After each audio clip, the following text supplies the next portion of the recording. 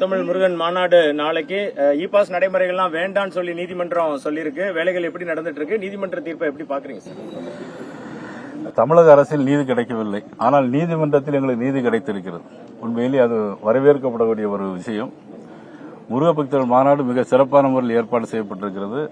5 லட்சத்துக்கும் மேல் நாங்கள் எதிர்பார்க்கிறோம். மாநில இந்து முன்னணி தலைவர் அண்ணாச்சி காடேஸ்வர சுப்பிரமணியன் அவர்கள் ஏற்பாடு செய்திருக்கிறார்கள். நாங்களும் அதில் திரளாக கலந்து கொண்டிருக்கிறோம். முருக பக்தர்கள் அனைவரும் இதில் கட்சி பேதமின்றி முருக பக்தர்கள் அனைவரும் இதில் கலந்து கொள்ள வேண்டும் என்று நான் அன்போடு அழைக்கிறேன்.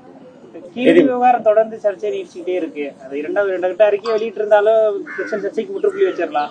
தொடர்ந்து அமர்நாத் பணியிட மாற்றம் இது மாதிரி தொடர்ந்து ஒன்றிய அரசு தொடர்ந்து தமிழக மக்களை வஞ்சிக்குதுன்ற மாதிரி முதலமைச்சர் ஆளும் அமைச்சர்கள். மத்திய அரசு யாரையுமே வஞ்சிக்கவில்லை.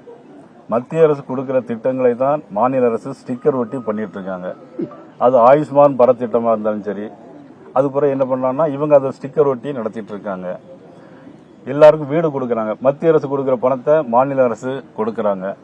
இவங்க வெறும் ஸ்டிக்கரை ஒட்டிட்டு தமிழை வச்சே புழைச்சிட்டு இருக்கிறாங்க. தமிழை தவிர இவங்களுக்கு வேற எதுவுமே தெரியாது. தமிழ் உலகத்திலே சிறந்த மொழி. கல் தோன்றி மண் தோன்றா காலத்திற்கு முன் தோன்றிய மூத்த குடி மூத்த தமிழ். தமிழ் என்பது நாம எல்லாருக்கும் தெரியும். ஆனா இதை வச்சு இன்னும் வியாபாரம் பண்ணிட்டே இருக்கிற ஒரு சூழ்நிலை தான் இருக்கு. இப்போ கூட சுகாதாரத்துறையில மத்திய அரசு கொடுக்கிற பணத்துல அவங்க இன்னும் ஒரு 20-30 பேர் இன்னும் நிரந்தரம் செய்யாமல் இருக்கிறாங்க. இவங்களுக்கு வேற வேலையே இல்லை. 5 வருஷம் முடிய போகுது. 2500 முகாமில் இருந்து 12 லட்சம் மனுக்கள் வந்தது, எல்லாம் தீர்வு கண்டோன்னு சொல்றாங்க. இன்னும் இந்த பார்க் எப்படி இருக்கு பாத்தீங்களா? மாநகராட்சியில மத்திய அரசு கொடுத்தது திருநெல்வேலி மாநகராட்சிக்கு 900 கோடி ரூபாய் கொடுத்திருக்காங்க. இந்த பார்க் எப்படி இருக்கு பாத்தீங்களா? இதுதான் மத்திய அரசு. வெறும் கீழடியை வச்சே பேசிட்டு இருக்காங்க. மத்திய அரசு தான் இன்னைக்கு எல்லா இடத்துலயும் சரி. திருக்குறள் 63 மொழிகள்ல நீங்க மொழிபெயர்த்திருக்காங்க.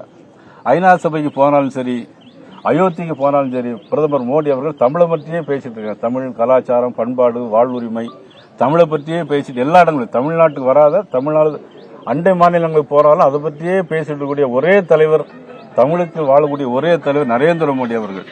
நம்முடைய முதலமைச்சர் இதை வச்சு பாவம் ஒண்ணுமே தெரியல அவங்களுக்கு.